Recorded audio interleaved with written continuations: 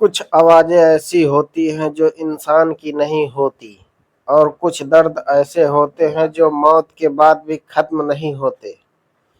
कभी कभी आत्माएं इसलिए नहीं भटकती कि उन्हें रास्ता नहीं मिलता, बल्कि इसलिए क्योंकि उन्हें इंसाफ नहीं मिलता। नमस्कार मित्रों, आप सभी का स्वागत है एक बार फिर से हमारे यूट्यूब चैनल @LaviOfficial.com पर, जहां आपको मिलती है रहस्यमय, डरावनी और दिल को छू लेने वाली कहानियां।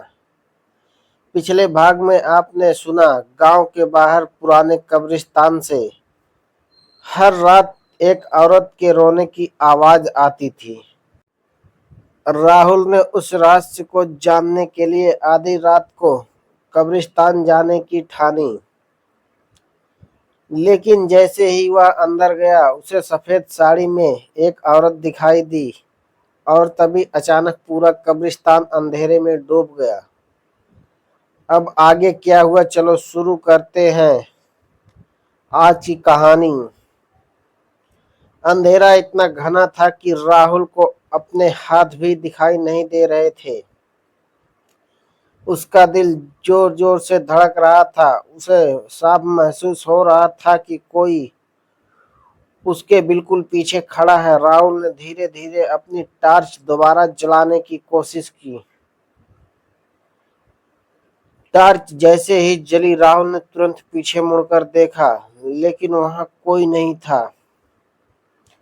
कब्रिस्तान में सिर्फ हवा की आवाज थी और फिर वही दर्द भरी रोने की आवाज फिर से सुनाई देने लगी। इस बार आवाज बिल्कुल पास से आ रही थी। राहुल ने टॉर्च उस तरफ घुमाई और जो उसने देखा, उसे देखकर उसके रोंगटे खड़े हो गए। वही सफेद साड़ी वाली औरत एक पुरानी कब्र के पास बैठी थी। वो अपना चेहरा हाथों से ढके धीरे धीरे रो रही थी। उसकी आवाज इतनी दर्द भरी थी कि राहुल का डर धीरे धीरे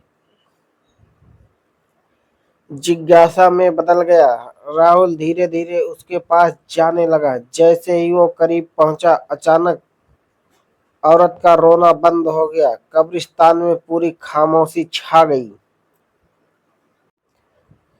औरत धीरे धीरे खड़ी हुई, फिर बिना पीछे देखे बोली, तुम यहाँ क्यों आए हो? उसकी आवाज अजीब और भारी थी।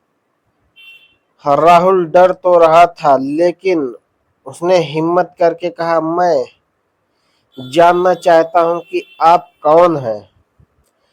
कुछ पल तक कोई आवाज नहीं आई। फिर औरत धीरे से मुड़ी।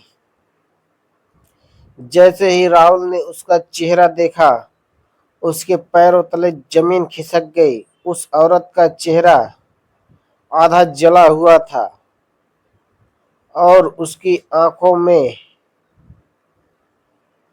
आंसुओं की जगह काला पानी बह रहा था। वो दर्द भारी आवाज में बोली, मुझे इंसाफ चाहिए। राहुल कांपते हुए बोला, किस बात का इंसाफ? औरत ने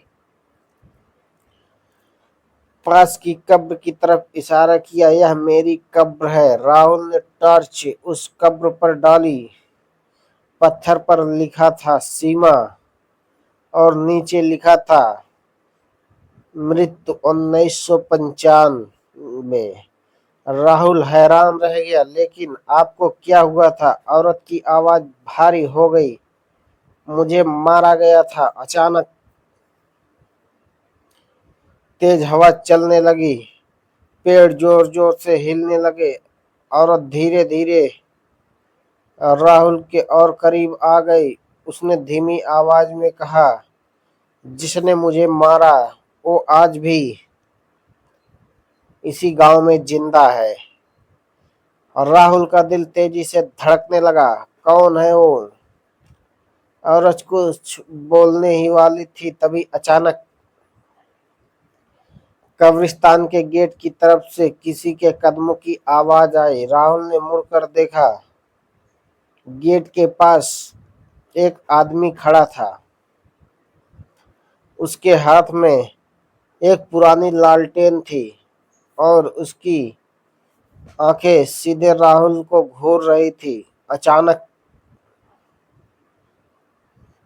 वो आदमी जोर से चिल्लाया, यहाँ से भाग जाओ। राहुल घबरा गया। वो तुरंत फिर से उस औरत की तरफ मुड़ा, लेकिन वहां कोई नहीं था। सफेद साड़ी वाली औरत गायब हो चुकी थी। सिर्फ उसकी रोने की आवाज हवा में गूंज रही थी। अब राहुल समझ चुका था, कब्रिस्तान में रोने वाली औरत कोई साधारण आत्मा नहीं थी। वो इंसाफ चाहती थी, लेकिन असली सवाल अभी बाकी था। सीमा को किसने मारा था और कब्रिस्तान के गेट पर खड़ा वो रहस्यमयी आदमी कौन था? धन्यवाद मित्रों। यह कहानी कैसी लगी कमेंट बॉक्स में जरूर बताएं। हमारे चैनल @lovyofficial.com को सब्सक्राइब जरूर करें, जहां हम प्रतिदिन